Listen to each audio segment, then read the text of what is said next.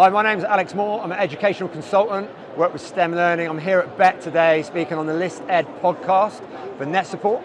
And I'm going to share my 5 top tips for AI and EdTech integration within your schools and multi-academy trusts.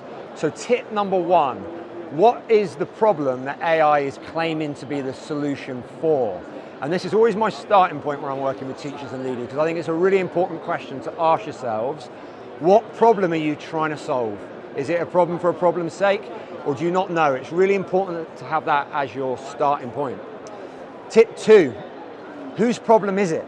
And what I mean by this is it a teacher problem? Is it a student problem? Is it a parent problem? Is it a governor problem? It's really important you ask, whose problem is it?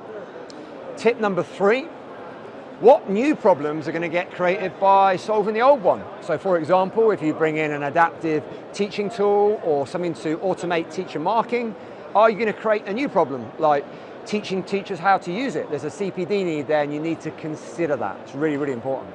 Tip number 4 is all about the changes in language. So if you're bringing a new technology in, it's going to bring with it changes of language. So if we're speaking about AI, that could be anthropomorphism, hallucinations, bias. You need to train people to understand this vernacular. So it's really, really important that you take that on board.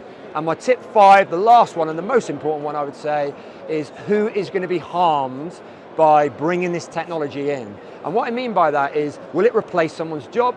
Or are there more sinister implications to bringing this technology into the classroom that you need to consider before bringing it in?